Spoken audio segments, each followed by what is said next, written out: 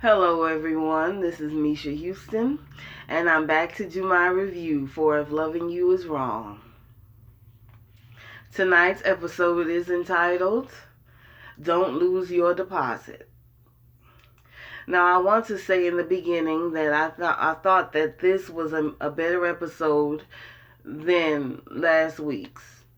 It wasn't the best that Tyler Perry had to offer, but it was certainly not the worst either.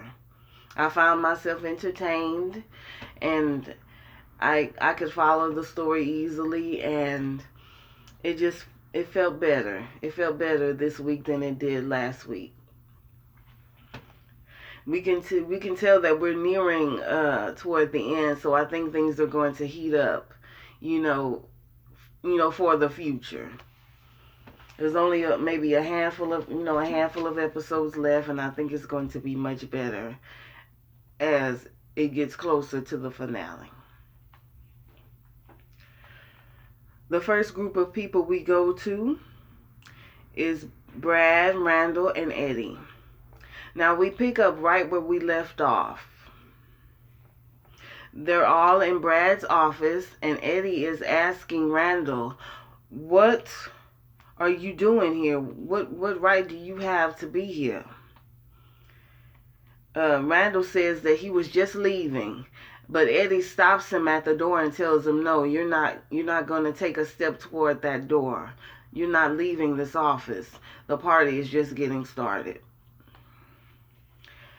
Randall tells Brad to call off his guard dog, and Brad tells Eddie, to back down, just let him walk out of the door. But Eddie refuses to let him leave until he knows exactly what he was doing here.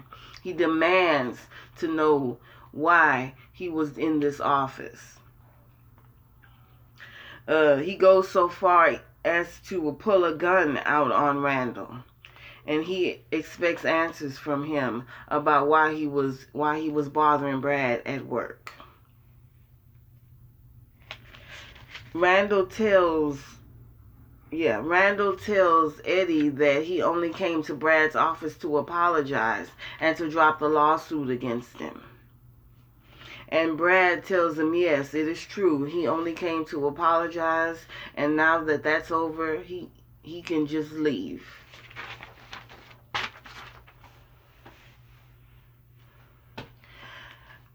Ed refuses to let Randall leave the office, and Brad challenges Ed, saying, "Are you just going to shoot him?"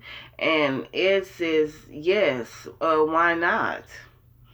Eddie confesses that he's tired of Randall. He's tired of seeing his smug face, and he's sick of seeing him everywhere he goes. He's tired of all of the close calls and the near misses, and Eddie just wants to pull a bullet in his head and be done with it. He still, is holding Randall at gunpoint.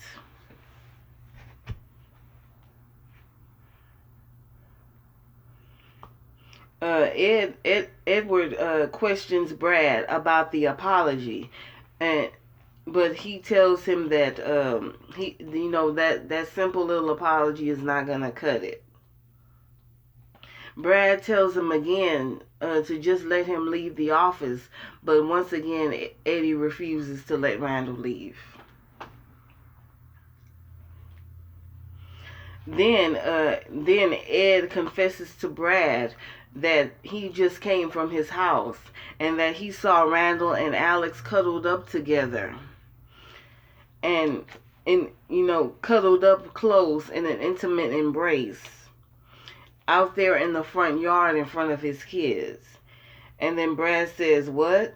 And then Ed says, "Yes, it's true. I just came from your house." They were about to make out right there in the front yard. Brad asks him, "Is that right?" And Randall tells him that we were just talking about the child, Lucian's child. Eddie says, "What are you talking about?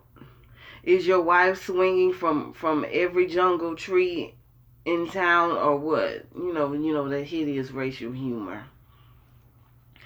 Randall confirms it by saying, yes, Alex told me that Lucian is the father of the baby and not me. Eddie threatens to shoot him in the tongue for lying to him, but Randall says it is true, and Brad backs him up with that. Ed puts his gun away, finally, and he threatens to throw him out of the window. Brad tells him, like, this is my job. The two of you need to leave. Don't mess with my work. I want to keep my job. So please, don't start no mess in my office. He just tells him, just let the bastard go. Edward leans up against the door to, saying that he can go if he wants to. Implying that he can just pick a window and go out of the window. But Brad gets angry with the both of them. Brad pushes Edward aside and pushes Randall out of his office. Now, after Randall is forced out of the office, Edward asks Brad, aren't you going to be angry about this? Aren't you angry about what's going on here? And Brad says, I can't just go around killing people. But then Ed tells him, oh, you can go around saving babies that are not yours. And then Brad says, it's becoming harder and harder to be your friend. And then Ed asks Brad, what is wrong with you? What is the matter with you? I'm trying to protect you. I just saw them out there in the front yard. They're still sleeping together. Eddie still believes that they're still having an affair. But Brad, he doesn't want to hear anything about this anymore. He doesn't want to talk about it. He just wants peace. Ed tells him that there's not going to be any peace anymore. The time for peace is over. Ed believes that they're still sleeping together and that he should be more angry about this. But apparently you're not angry about this at all. Edward agrees to leave, but he tells him before he goes that you're a damn fool if you want to go back to that bitch. Oh my goodness. That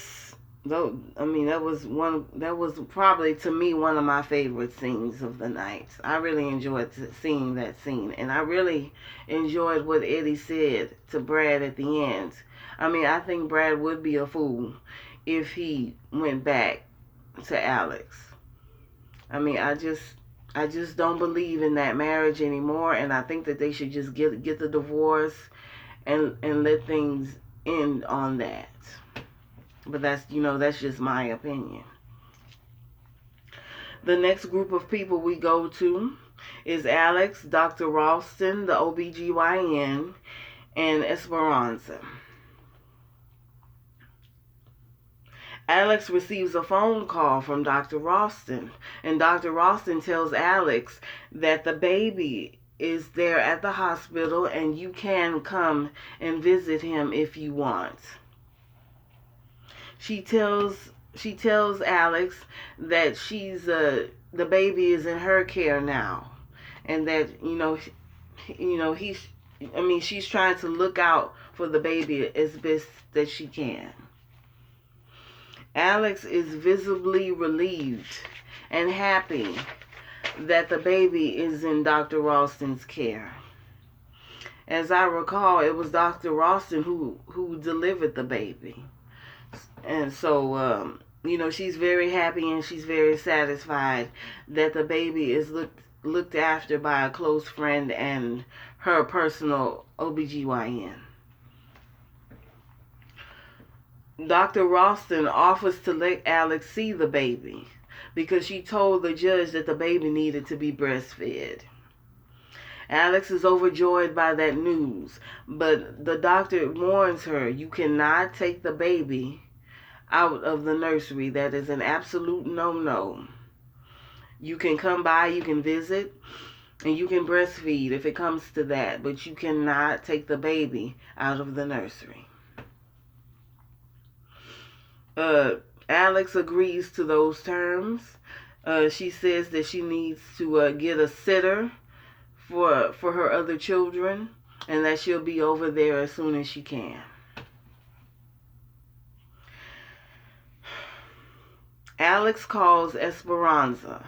Esperanza is at her work at the call center in at the Maxine Police Department.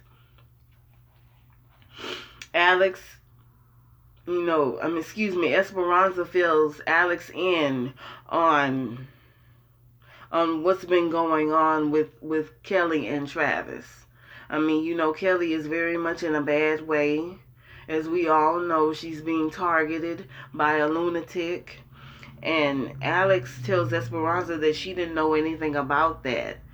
She says that every time that they saw them, she saw them both together, they seemed okay. Esperanza also tells Alex that Kelly is with the officer right now, giving her statement about what she thinks is going on here. Then Alex asks Esperanza, can she come over and watch the kids? Are you on the clock? And Esperanza says, no, I'm not even on the clock. I can come by and watch the children for you. She tells Esperanza that she needs to also borrow her car. So she says that, yes, I'll come over and you can borrow my car so you can go about your business.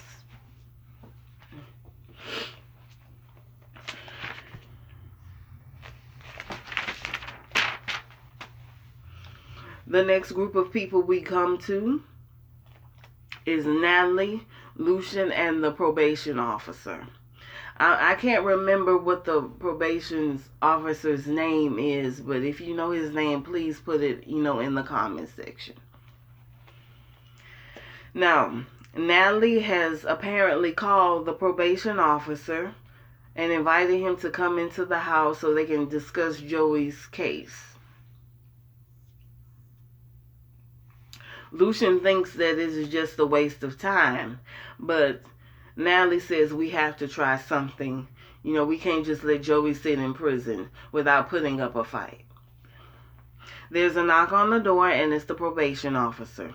And he comes in and he tries to speak to Lucian and shake his hand, but Lucian, just stands there and looks at him. You can tell that Lucian is very threatened and very jealous of the fact that the probation officer has a crush on Natalie, his fiancée.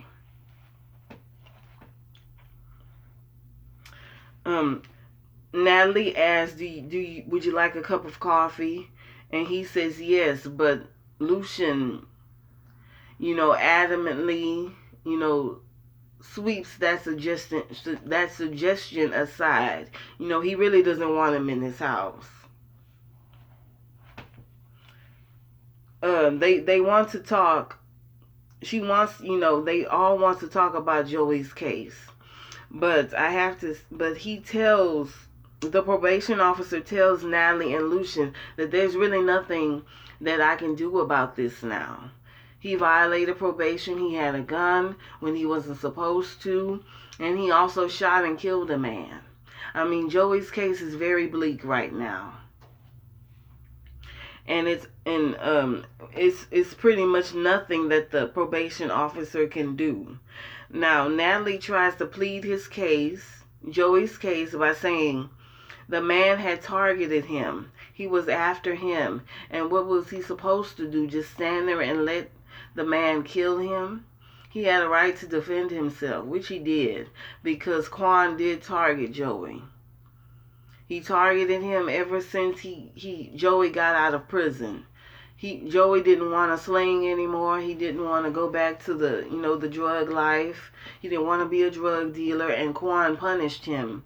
In my opinion, punished him because he didn't want to be a gangster anymore. He tried to, make a positive turn for himself, and Quan, pretty much stood in his way of that.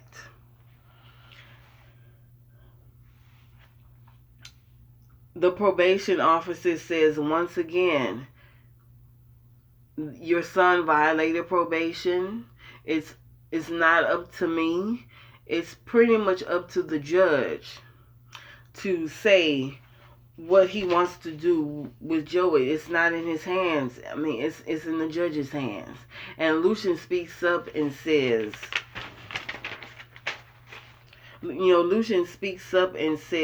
that this is what I'm talking about.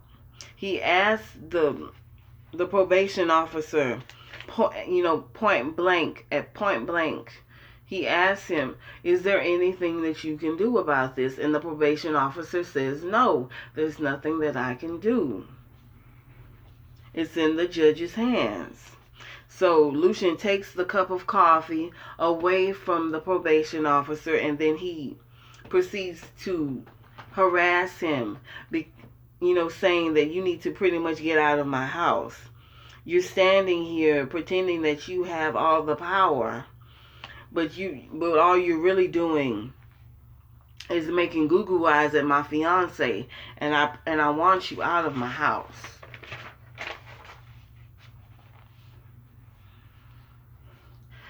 The probation officer eventually leaves, and then Lucian says that we can get Joey a decent lawyer. We're going to have to get him a decent lawyer to help him, with his case. And if the probation officer is back on the case, then he'll have him removed, and have him replaced by someone else. And then Natalie looks at him and tells him, starts to tease him, saying that, oh, look at you with all the power, with your $200,000 in the bank. Maybe you probably know the president. And then Lucian says, it's not that much money after me buying this house and me paying Joey's medical bills. I mean, and then Natalie, after Lucian said that, she says, You've been the one paying his medical bills? And then Lucian says, yes, it's been me the whole time. And then she says, damn, I'm engaged to an OG. They flirt with each other and they kiss, and then she invites him to go into the bedroom, to make love. They kiss and they flirt, and then they go off to the bedroom. The next group of people we go to is Louise and Marcy. Now, Marcy comes into Miss Louise's hospital room, and Miss Louise apologizes for her son yet again.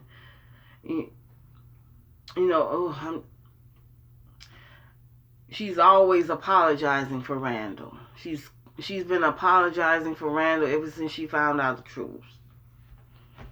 And she apologizes again for Randall running Marcy out of the door. She notices that Marcy is in good spirits. And Marcy says, it's really no point in me being angry about this. I think she's trying to, move on past the anger as best she can.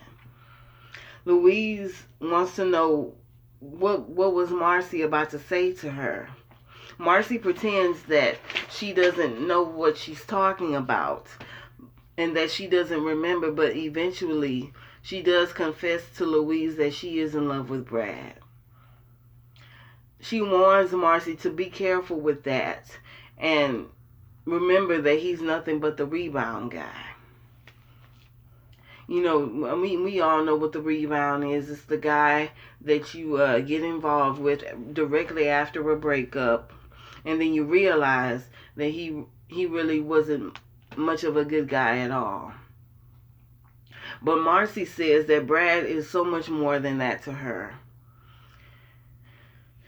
she says that she knows she does love Brad very much, but she knows that she can't be with him. But she feels that it is nice to be loved and to be treated well by a man. She says that the love is pure and simple. But Louise, believes that their relationship is based solely on sex. But Marcy corrects her and says, "No, this is so much more than sex. I mean, we're really not having sex at all. He just holds me and we talk and we kiss and we hold each other. And that it's not about sex at all. We haven't had sex since the tool shed."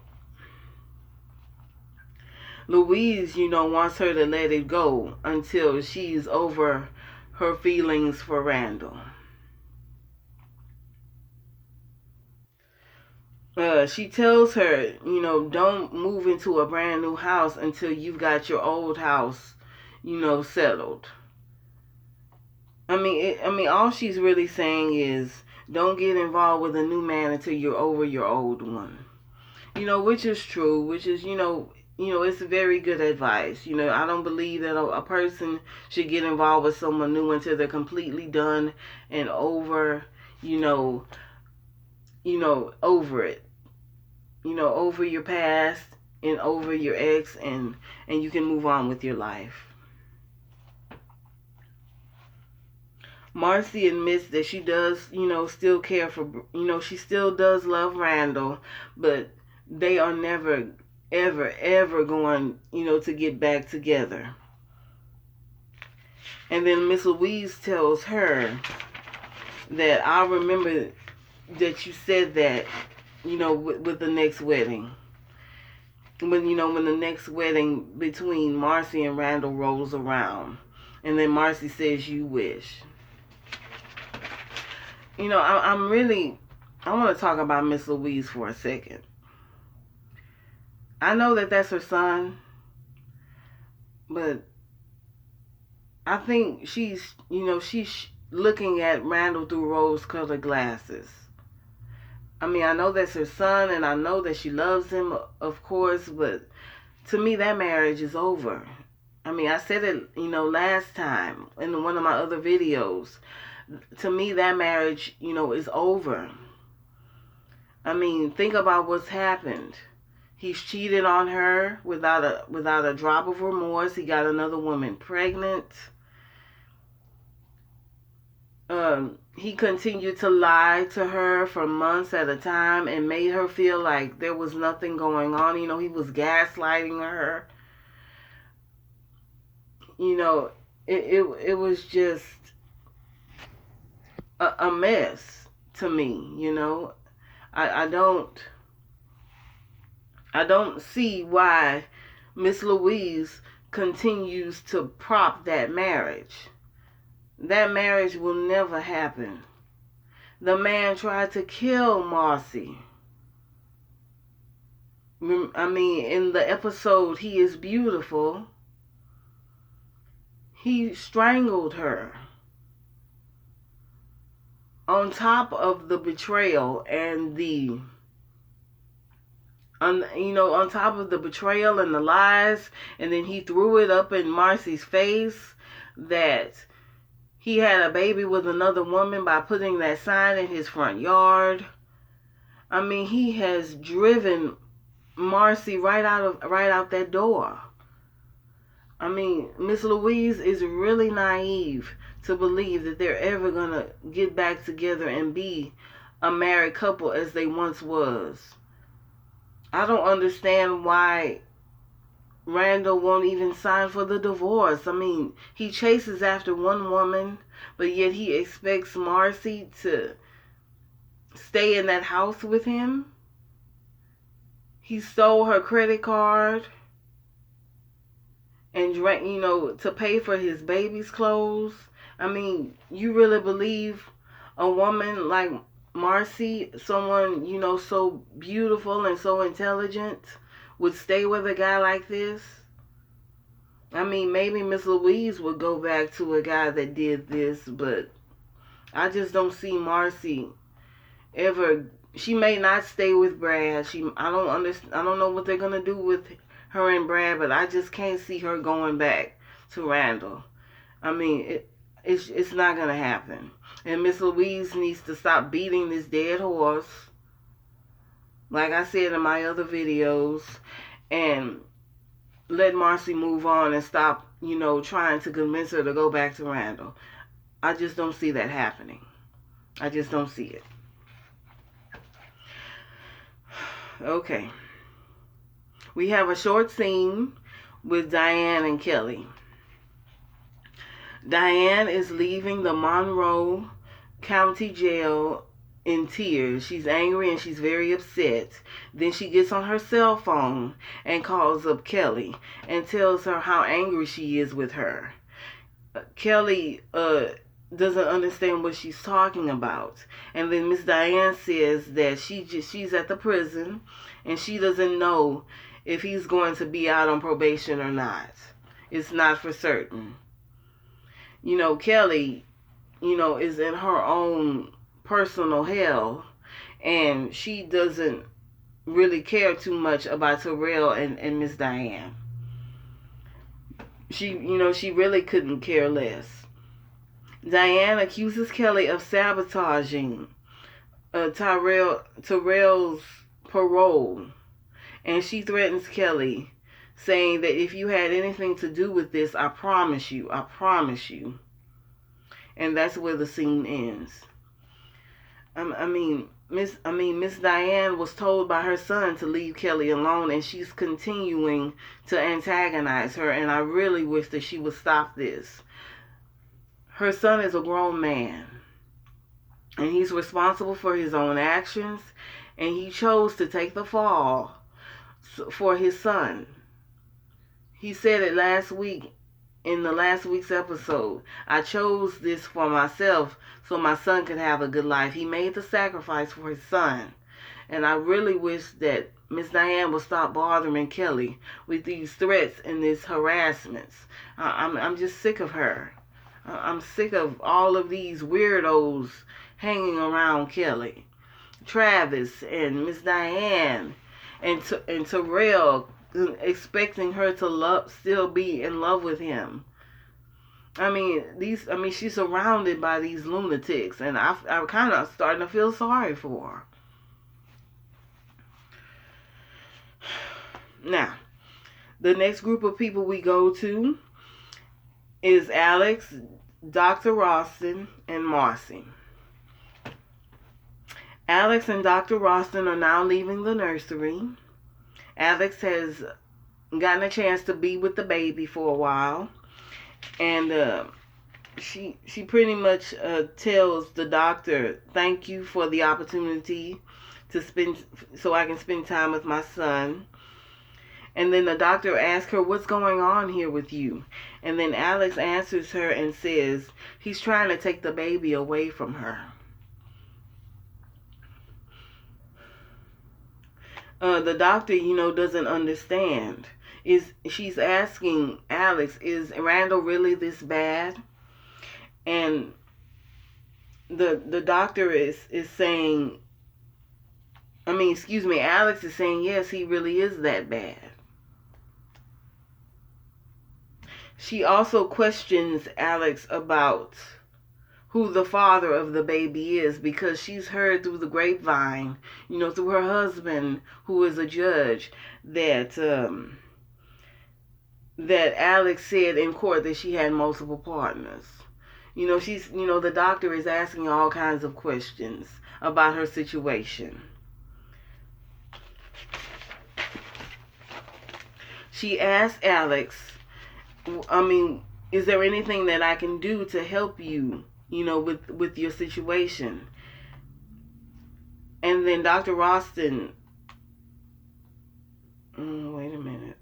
Yeah, Dr. Ralston says she wants to help Alex, but she needs a legitimate reason.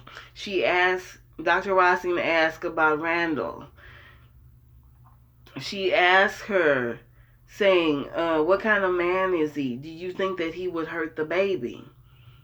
What makes him a bad father? I need a reason to recommend, a legitimate and legal reason to recommend why he shouldn't have the baby.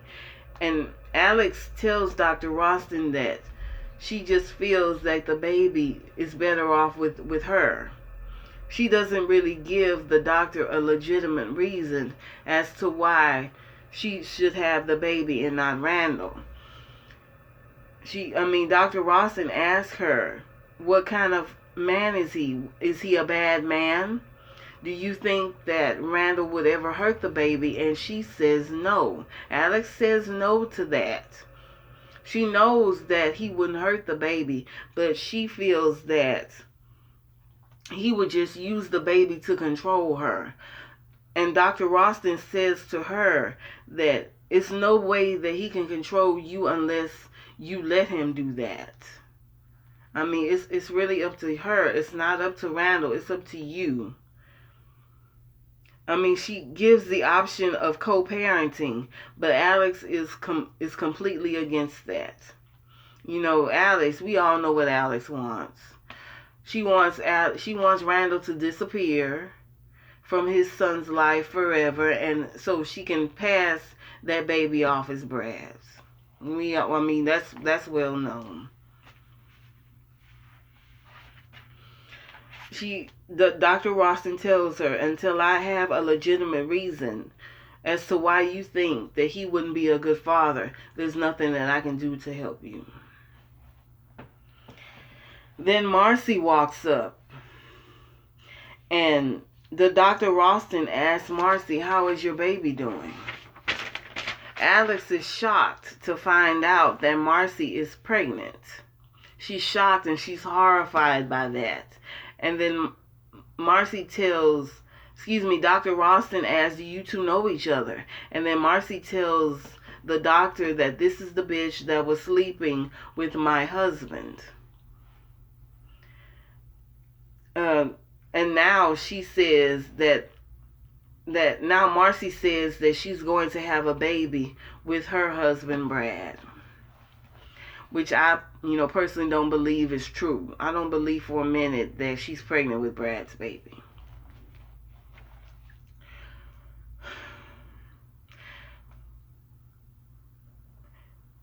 She also taunts Alex and tells her, oh, you thought you were the only one that could play that game? And then she taunts her again and says, oh, look at her. She looks like she's just been punched in the gut. Alex runs into the open elevator door and Marcy follows her in there. Marcy then proceeds to taunt Alex in a crowded elevator in front of everyone. She says, why do you look so shocked? Cat got your tongue? I just love sleeping with your husband, Brad. So much so that he knocked me up. Throwing it in her face. And then she starts to sing a merry tune, saying, I'm gonna have a baby, your husband's baby. And everyone in the elevator is starting, to feel awkward. They're all in an enclosed space so they can hear everything that's going on.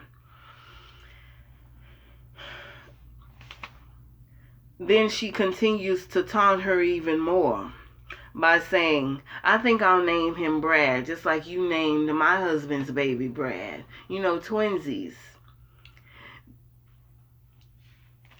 Did he ever do certain things to you in the bedroom? And then she says, he did things to me, and that's why I'm all knocked up right now. Marcy then turns around to the people in the elevator and confesses that Alex slept with her husband and now she's sleeping with her husband now. She says, I'm not a bad person, but she is the one who started this entire thing. And she confesses that she's now pregnant with her husband, Alex's husband's baby. She says everything's going to be okay. We're going to be good parents, we're going to be neighbors, and we're going to be friends. The elevator opens, and she runs out of the elevator crying. Marcy says, where are you going? And then she says, "Goodbye, bitch." And she says, "Oh, she's just being so dramatic." And that's where the scene ends. It was a really funny scene. I thought it was hilarious watching Marcy throw it back at Alex. The next group of people we go to is Natalie, Lucian, Frankie, the girls, and Miss Tippa Haynes. Natalie is in her daughter's bedroom.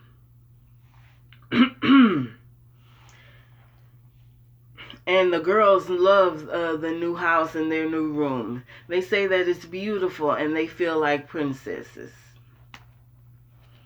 Frankie is in his room with Lucian, and he likes his room as well. You know, he's very happy to be there. But then he asks, "Where's Joey?" And they both tell him that Joey is in the hospital. And then Frankie says, "Well, I guess I'll have to take care of his bed until Joey comes back."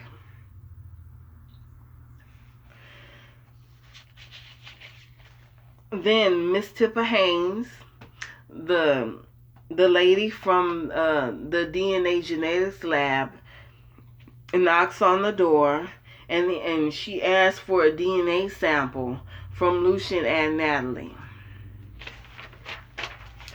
She lets the cat out of the bag, telling Natalie that Ramsey Waters died in that house, and that she needs DNA from the both of them. She needs DNA from Natalie to test against other DNA that they found in the house, and she also needs DNA from Lucian to tell whether he is the father of the baby or not. Both of them decline on giving their DNA, and Tippa Haynes says, "Okay, I'll leave, but I warn you, I'm going to tell the judge that you both refuse to give your DNA."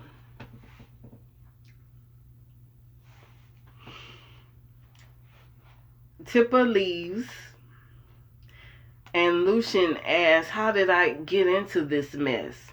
And then Natalie asks him, tells him that "I will get you out of it." That she blames Alex for this. And she's saying that she asks Lucian one more time, "You sure that's not your baby?" The next scene we go to is Ben and Julius. It's a very short scene between those two. Julius calls up Ben while he's at the police station, and he invites Ben to a drug party, in which there will be lots of drugs and lots of, the things that Benjamin likes. He says yes, he wants to come, but in return, for an invitation to the party, Julius wants Ben to get a file on Eddie. Apparently, Julius is still very much angry with Eddie, and he wants to get as much information on him as possible. Ben says he will try to get the file, and I'm assuming that he is going to make some sort of attempt to get the file because he wants to go to the drug party that Julius has invited him to. It is also known throughout that scene that Julius gave Ben a high-power fancy car. But Ben is afraid to drive it because everyone knows that he's a police officer, and everyone will be asking questions about how he could afford such, a pricey car. The last scene we go to is Kelly and one of the officers from the Maxine PD. Maxine is with the officer, and the officer is asking questions of Kelly. And Kelly tells him that she never gave permission for Travis to take her son. What Travis did was wrong, and she feels that he should be arrested. She's asking the officer that we're trying to find him now. And then the officer shows Kelly, text messages from her phone to Travis's phone. And those text messages are saying that she's the one who left the stove on. She's been inviting him to, she has been inviting Travis to her house, and that she also gave permission for Travis to pick up her son. She adamantly denies it. She's denying it at every turn. She's telling him, I never sent him any text messages. This is a setup. He's doing, he's using some sort of maneuver against her to make it seem that she is the one that's harassing him, but we all know that is not the truth. The officer it doesn't really believe in Kelly. He thinks that she's just making this up. She inadvertently insults the officer by saying, can I have a woman on the case, because she doesn't feel like he would be objective because he's a man. The officer gives, more proof, saying, by giving her the phone records, that a text message was sent to his office and it pinged off of a tower that was close to her bank, but she's adamantly refusing that she did not send the text messages.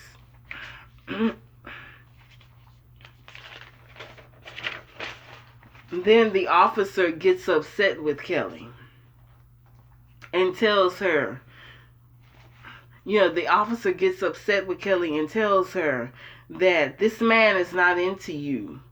You need to stop harassing him, and you don't need to bring us into your mess. She's getting angry, he's getting angry, and she just wants to leave because she feels that whatever she says won't be believed. But he stops her multiple times from leaving. And she gets to the point with him, and she asks him, do you have a warrant for my arrest? Do you have a warrant to keep me here? Because if you don't, then I'm going to leave right now. Apparently, the officer does have a warrant. And she looks at him and she says, you have a warrant for me? And then he says, yes. And apparently, it's a warrant for DNA. And that's when the episode ends. Travis is making Kelly's life a living hell. I'm starting to feel sorry for her because, this is just one bowl of manure after the other. And I also want to say this one last thing about Kelly and her storyline. I think that officer is dirty. I just don't trust him. I never trusted him. The only clean officer that I think that works in that place that's not really telling any kind of lies is Officer Rick. And then all of a sudden they bring this other guy in there. It just doesn't feel right to me. I think the man is dirty. That is the end of the episode. I have 2 MVPs tonight. My 2 MVPs are Louise and Marcy. And they will be in my thumbnail. I made Miss Louise an MVP because I like what she told to Marcy. I like what she said to her. She said, don't get involved with someone until you've, cleaned up, your issues with the old person before you So, I mean, she's just pretty much saying, don't get involved with the rebound guy. And I actually like that advice. My other MVP is Marcy, and the reason I made her the MVP is because I liked the fact that she was throwing it up in Alex's face. I mean, Alex, she tries to play the victim, but then Marcy walks up and lets her know that she's not a victim. So for those two reasons, and for what they all said tonight, I'm making Louise and Marcy my MVP. Come back next week for my next video. The next episode will be entitled "No One is Safe." And by that title, I'm hoping that, it'll start to heat up even more for our characters and for our story. Make sure you like, comment, share, and subscribe if you enjoy my videos. And I will be back next week for If Loving You Is Wrong. Enjoy your life as I do, and have a wonderful, wonderful day. Thank you so very much.